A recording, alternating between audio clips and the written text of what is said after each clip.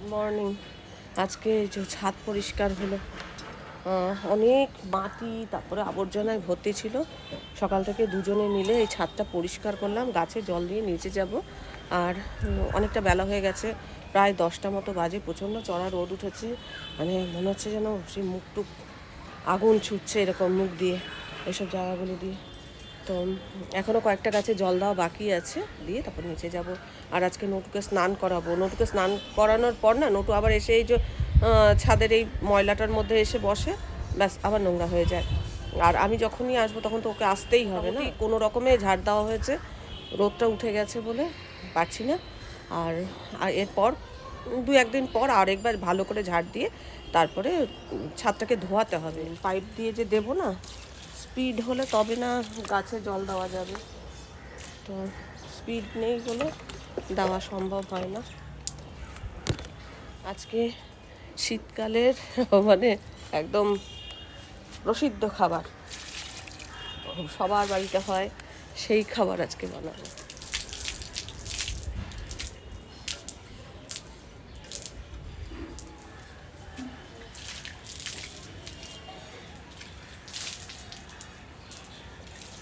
আজকে ব্রেকফাস্ট চিড়ে ভাজা, বাদাম ভাজা, আর সঙ্গে চা। আয় আসো, ঢোকো ঢোকো ঢোকো ঢোকো, স্নান করবে, আসো আসো স্নান করবে, চলো আসো আসো আসো, ভেতরে আসো ভেতরে আসো। স্নান করানোর পরে যে আচড়াচ্ছি, চিরুনি নিয়ে চলে গেছে। আয় দে আমাকে, দে দে দে দে। আসছে কিন্তু, আসছে। চিরুনিটা দে বাবু, Sonal, good bye, very very good, দিয়ে দাও। Very very good, very very good, very very good, দাও। দেবে না? আমি কিন্তু আছড়ে দেবো না, কিন্তু এরমভাবেই থাকবি তাহলে। আসছে, হ্যাঁ, এইবারে এইবারে তাড়াতাড়ি করে আসছে। হ্যাঁ, দেবে না, হ্যাঁ। একটু দেখো, কোনো রকমে আছড়েছি, যে তোমার জিনিস দাও, নিয়ে দৌড় লাগাও। পাতি কি সুন্দর চেপে ধরে। নটুকে স্নান টান করিয়ে নিজে স্নান করলাম। আমার কর্তায় যে এখানে বাঁধাকপি কুটে দিয়েছে। আজকে বাঁধাকপি রান্না হবে, ডাল হবে, টমেটোর চাটনি, যেটা একেবারে সাধারণ টমেটোর চাটনি। এরকম রান্না সারা শীতকালে আমরা খাইনি। শীত শেষ হতে বসেছে, এখন মনে হচ্ছে আমাদের এরকম ডাল, বাঁধাকপির তরকারি, টমেটো চাটনি এরকম খাই। আর আমি যে চিপসগুলো তৈরি করেছিলাম, সেই চিপসটা ভাজা করব। এই হচ্ছে আজকে রান্না। এটা সেরে যাব হচ্ছে ব্যাংকে। মানে সারাটা দিন না ছোটাছুটির মধ্যে রয়েছি। নটুকে স্নান করাতে কতক্ষণ সময় লাগে, আর নটুকে স্নান করালে বাথরুমটা এমন একটা গন্ধ হয় না, বাথরুমটা খুলে রাখতে হয়, ওদের গায়ের একটা গন্ধ হয়। যাই হোক, আমরা কর্তাগিনীতে আছি, অন্য কেউ এলে একটু অসুবিধা হতে পারে, কিন্তু আমাদের অতটা অসুবিধা নেই। যাই হোক, এখন এই বাঁধাকপি আগে চাপাবো না কি চাপাবো দেখি। টমেটো চাটনি করতে তো বেশিক্ষণ সময় লাগবে না, গাছের টমেটো, সেগুলোকে মানে পাকা টমেটো কিছু ছিল, সেইগুলো দিয়েই চাটনি করব। বাঁধাকপির জন্য শুধু আলু আর বাঁধাকপিটা কোটা হয়েছে, এবার ওই টমেটো একটু কুটবো, একটু কড়াইশুঁটি দেবো। তো এইগুলো একটু করে নিই, আর জলটা ঝরাতে দিয়ে দিই বাঁধাকপির। আচ্ছা, কালকে একটু বেরোবো, সেই জন্য একটু রান্নাও করে রাখছি, যাতে আমার কর্তা কালকে এই নিরামিষই খাবে, যদি সেরকম বোঝে একটু ডিমের অমলেট কিছু করে খেলেও খেতে পারে। যাই হোক, আগে এখন চিপসটা ভাজি, তারপর ওই যে চিপসের তেলটা থাকবে সেই তেলে বাঁধাকপির আলুটা দিয়ে দেবো।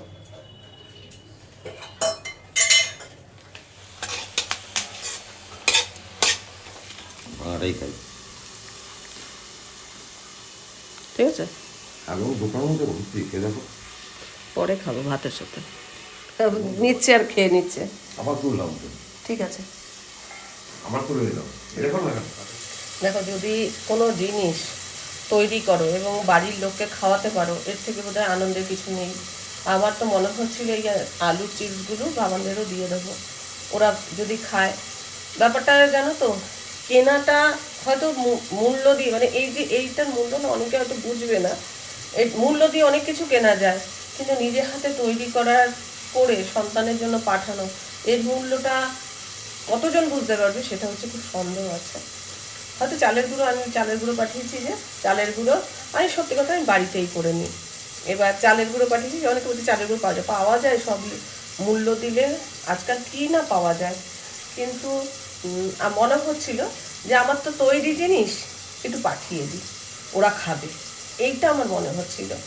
একজন লিখেছিল প্রকৃত মা কিনা আমি জানি না, কিন্তু এটা মন থেকে আমার আসছিল যে ওদেরকে একটুখানি দিই, ওরা খাবে।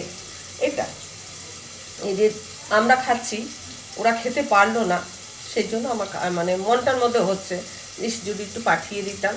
খুব ভালো করে শুকনো না হলে তো দেওয়া যায় না। কালকের দিনটা খুব ভালো শুকনো হয়েছে বলে আজকে এটা আমি ভেজে তোমাদের সঙ্গে শেয়ার করলাম। আমার কথা এই যে ঘুরতে ফিরতে খাবে না, আমার এটাই শান্তি। মনে হবে যে যা কার জন্য করেছি, আমার কর্তার জন্য, আমার ছেলের জন্য, বৌমার জন্য, এটাই তো। ওরা খেলে মনটা শান্তি লাগবে। আমার মনে হচ্ছে সিয়াইটা ভালোবাসে, কাঁচা টমেটো ভালোবাসে। যখন ওই ড্রাই টোস্টগুলো খাচ্ছি, 2টো প্যাকেট এনেছিল, একটা প্যাকেট ওদের জন্য তুলে রেখেছি, মনে হচ্ছে সিয়া খেতে ভালোবাসে। কাজুগুলো যখন খাচ্ছি তখন মনে হচ্ছে সিয়া খেতে ভালোবাসে। মোরব্বা, বাবা আমার যাওয়ার সময় বলেছিল যে মা মোরব্বা দাও, আমি বললাম যে না, প্যাকেট সিল করা ছিল, ওই প্যাকেটটা সিল করা ছিল, তাহলে সিল করা সে তোমায় দিয়ে দেবো, ঢুকিয়ে ফেলেছি, ওখানে গিয়েই খাবে, কিন্তু সেটা তো যায়নি, সেই জন্য ওর মোরব্বা। একদিকে প্রেশার কুকারে ডাল চাপিয়েছি, আর একদিকে যে বাঁধাকপিটা করছি, বাঁধাকপিটা করতে করতে মশলা আর কি আদা ছেঁচে নিলাম, এখন কড়াইশুঁটিগুলো ছাড়িয়ে নেবো, টমেটোগুলো কাটবো, এটা করতে করতেই করছি। আর আছে শুকনো লঙ্কাও নেই, কাঁচা লঙ্কা দিয়ে রান্না করবো, মানে ঝটপট কোন রকমের রান্না। সব কাজ সাথেই তো 12টা বেজে গেছে, এখন 1টা বাজে, রান্না হয়নি। তারপরে আবার ব্যাংকে যাব, কখন কি হবে। কালকে এসেছিলাম ব্যাংকে, অনেক দেরি হয়ে গেছিলো, 3টে সাড়ে 3টেই খেয়েছি, আর আমাকেই যেতে হবে, ওই জন্য আজকে ভাবলাম যে রান্নাটা করে তারপরে যাই। আর পাঁপড়গুলো খেতে খেতে আর অল্প কয়েকটা রয়েছে, ভাতের সাথে আর ভাত পর্যন্ত পৌঁছাবে না মনে হচ্ছে। কড়াইশুঁটি মাঝে দিয়ে দাম কমেছিল, এখন আবার দাম বেড়ে গেছে।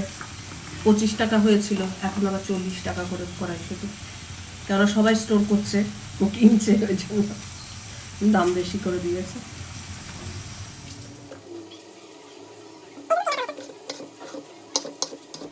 একদম প্লেন টমেটো চাটনি, যে চাটনিতে শুধু আমি 5 ফোড়ন দিয়ে করি, 5 ফোড়নও নেই, 3 ফোড়ন দিয়েছি। কি প্লেন টমেটো চাটনি, প্লেন মুসুর ডাল, প্লেন বাঁধাকপির তরকারি, প্লেন আলুর চিপস, এই হচ্ছে আমাদের আজকে মেনু।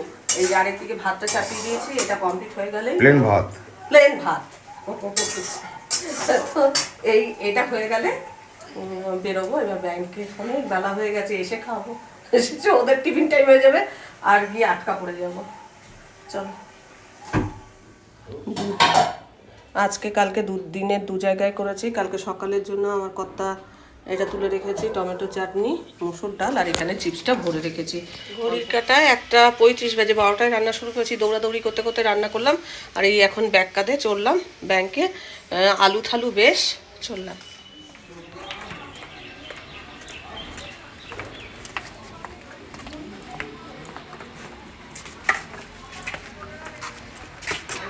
আর বৌদি আজকে পেঁপে পাঠিয়েছে, একদম পিস পিস করে কেটে তারপর পাঠিয়েছে, ফ্রিজে তুলে রেখেছিলাম, এটাও বের করে রাখলাম। এই 2:30 বাজে, এখন ফিরলাম। এবার আমার কথা বেলপানাও করবে, তো চলো এবার। ভাতে চাল একটু কম নেওয়া হয়েছে, তার কারণ এগুলো খাবো, খেয়ে পেট ভরবে। বৌদির গাছের পেঁপেটা, আরেকজন সে বেলপানা করছে, খেয়ে উঠে, এইটা তার কাজ। মহারানী ভিক্টোরিয়া পেঁপে খায় কাটা চামচ দিয়া। ছুটে বেড়াচ্ছি, খালি ছুটে বেড়াচ্ছি, কেউ মুখের গোড়ায় একটু কিছু দিলে একটু শান্তি পায়। মুখের গোড়ায় বৌদি কেটে একদম পিস পিস করে কেটে টুকরো করে দিয়েছে, পিস পিস করে আবার টুকরো করে, বৌদি পেঁপে কেটে পিস করে দিয়েছে, খালি কাঁটা চামচ দিয়ে খাচ্ছি। আমার কথা শরবতটা করেছে, খালি চুমুক দেবো ব্যাস। মহারানী ভিক্টোরিয়া পাকা পেঁপে খায় কাঁটা চামচ দিয়া, সাথে আছে বেলের পানা। এখন ঘড়ির কাঁটায় 3:30 বাজে। তো বাবা আজকে রোহনের থেকে জিনিসগুলো পাবে। জিজ্ঞাসা করতে হবে রোহনের কোনো অসুবিধা হয়েছে কি না, কেননা বাবান পৌঁছে যাবে, রোহন এখনও পৌঁছায়নি। বাবানও অফিস থেকে বেরিয়ে গেছে, গিয়ে রোহনের থেকে জিনিসটা নিয়ে নেবে। ওর বাবা তুলে দিয়েছিল, বাবান এখন নামিয়ে নেবে। একটা লাগেজ পাঠানো নিয়ে এত সমস্যায় পড়েছি আমি আর বলে বোঝাতে পারবো না। লাগেজটা পাঠিয়েছি অনেক জিনিসপত্র দিয়ে, এবং ওর বন্ধু নিয়ে গেছে। কেন ওর বন্ধুকে দিয়ে পাঠিয়েছি, পয়সা খরচা করতে হবে না, হ্যান না ত্যান না, অনেক সে প্যাকার্সকে দিয়ে যদি পাঠাই তাহলে টাকা লাগতো, টাকা বাঁচাতে চেয়েছি। হ্যাঁ, টাকা তো বাঁচাতে মানুষ চায়, সবাই চায়, আপনিও চান, আমিও চাই, সবাই চায়। এবার মানে আমি বলেছিলাম যে সারপ্রাইজ দেব, কি কি পাঠাচ্ছি সারপ্রাইজ। শ্রেয়া বলেছিল যে আমাকে মা মাথার ক্লিপ, আমার থেকেও চায়নি, ও নিজেরটাই চেয়েছে, মা আমার মাথার ক্লিপগুলো একটু পাঠিয়ে দিও। তো তো ওটা আমি মনে করি সত্যি আমি ভেবে যে কী কী ওদের দরকার হয় পাঠিয়ে দিই, ঘরে রয়েছে তাই পাঠিয়ে দিই। এটা নিয়ে এত সমস্যার আমি কোনো কারণ দেখি না। এবার অনেকে বলেছে যে শ্রেয়া বাবান দুজনেই চাকরি করে, তাহলে বাড়ি থেকে কেন যে, ওরা তো কিচ্ছু চায়নি, আমি ভালোবেসে দিয়েছি, এটা আমার উপহার। টাকা টাকা দিচ্ছেন, এই দিচ্ছেন, আরে একটা মানুষ সংসার করলে জন্মদিনে উপহার দেন সন্তানদের, বিয়েতে কিছু ভালোবেসে দেন। আমি সেরকম আমার ছেলে বৌমাকে সংসার নতুন করছে বলে তাদের ভালোবেসে জিনিস দিয়েছি। টাকাটা তার খুবই সামান্য, ওদের কিছুই হবে না, খুবই সামান্য, সেটা কি উপহার হিসাবে দিয়েছি। এটা উপহারটাকে আপনারা এমনভাবে ধরলেন, সেটা আমি বুঝতে পারলাম না। হ্যাঁ, নিশ্চয়ই আমার ছেলে শ্রেয়াকে ওখানে নিয়ে গেছে, তাকে চালাতে পারবে বলেই তো নিয়ে গেছে। সেফটি পিন থেকে আরম্ভ করে ক্লিপ, এটা পাঠিয়েছি কেন, এই নিয়ে নানান কথা। এমনকি রোহনের হাত দিয়ে পাঠিয়েছি, ওর ঘাড়ে করে পাঠিয়েছি, টাকা খরচ করব না সেই জন্য। মধুমালতী সে লিখেছে যতটা ফ্রিতে নিয়ে নেওয়া যায় শ্বশুরবাড়ি থেকে। কোন শ্বশুরবাড়ি? শ্রেয়ার শ্বশুরবাড়ি না বাবানের শ্বশুরবাড়ি? কোন শ্বশুরবাড়ি বলতে চাইছেন? শ্রেয়া শ্বশুরবাড়ি থেকে চেয়েছে? একটা কিচ্ছু চায়নি, আমি ভালোবেসে দিয়েছি। আপনারা সেই ভালোবাসার মর্যাদা দিতে পারলেন না, মূল্যটা বুঝলেন না। মূল্যটা বুঝলেন না যে একটা মা তার সন্তানের জন্য কিছু পাঠিয়ে আনন্দ বোধ করার থেকে আপনাদের জ্বালায় আমরা মানে অতিষ্ঠ হয়ে যাচ্ছি। কখনো বলছেন শ্রেয়া এটা চেয়েছে ওটা চেয়েছে, কখনো বলিনি শ্রেয়া এটা চেয়েছে ওটা চেয়েছে। শ্রেয়া ওর মাথার ব্ল্যাক ক্লিপগুলো চেয়েছে, যে আর ওর মাথার ওই একটা ক্রিম ছিল সেটা চেয়েছিল, ওটা একদম প্যাক ছিল। তো আমি বলেছিলাম যে ওই ক্রিমটা তুমি বলার আগেই আমি দিয়ে দিয়েছি, এটা আমার কাছে চেয়েছিল। তাও ওর নিজের জিনিস, আমার থেকে কিচ্ছু চাইনি। শ্বশুরবাড়ি থেকে চেয়েছে, এই কথাটা আসছে কেন? তারপরে শঙ্করী ঠিক করে উঠতে পারছেন না কি করে গল্পটা বলবেন। এখানে কোনো গল্প না, এখানে একটা মাতৃত্ব, মায়ের স্নেহ ভালোবাসা, এখানে কোনো গল্প নয়। শঙ্করীদি কি ভেবে চিনতে কিছু বলুন। এটা ছিল কমেন্ট আমি স্ক্রিনে দিয়ে দিচ্ছি। মধুমালতী সে কমেন্টটা করেছে। মানুষ মানে আমি দেখেছি এখনকার মানুষরা বড্ড অধৈর্য, তারা না ভাবনা চিন্তা করে না, কিছু কিছু হৃদয় দিয়ে দেখে না, মানে যা একটা পারলো মুখে বলে দিল হয়ে গেল। বাবানের বন্ধু হেল্পফুল, সত্যি হেল্পফুল, তো না হলে সত্যিই তো লাগেজটা নিয়ে যেতে রাজি হয় না, কেউ রাজি হয় না। ও আর আমার ছেলে, ওর এক বন্ধু সপ্তর্ষি, তখন বিয়ে হয়নি, ওরা দুজনে গুজরাটে ছিল। সপ্তর্ষির লাগেজটা পুরো নিয়ে এসছে এবং হাওড়া স্টেশনে এনে বন্নির হাতে দিয়েছে। বন্নি ওর স্ত্রী, তখনও ওদের ভালোবাসা ছিল, ওর হাতে দিয়েছে। ওই লাগেজটা নিয়ে বন্নি বাড়িতে এলো। এরকম বন্ধুদের হয়েই থাকে, এগুলো নিয়ে আপনারা এত ভাববেন না। আপনারা মনে হয় কাউকে কোনোদিনও হেল্প করেননি, সেই জন্য এগুলো বুঝতে পারেন না। কোনোদিনও হেল্প করেননি। এটা একটা হেল্প। আর এই যে আমি টাকা দিয়েছি, বা শ্রেয়ার বাবা মা ওকে টাকা দিয়েছে, শ্রেয়ার দাদা ওদের জামা কাপড় দিয়েছে, এগুলো হচ্ছে উপহার। উপহারের সঙ্গে হেল্প, এটা হেল্প না, এটাকে উপহার হিসাবে দেখতে হবে। একটা মানুষ সংসার করছে, তাদের আমরা উপহার দিয়েছি। আমি চেষ্টা করেছি ওদের নতুন জিনিস দিতে, নতুন সংসার করছে নতুন জিনিস দিতে। হ্যাঁ, তার মধ্যে দু চারটে পুরনো রয়েছে, একদম সবই যে নতুন এমন না, দু চারটে রয়েছে। এত এত জিনিস আছে বলেই আমি কিনতে বারণ করেছি।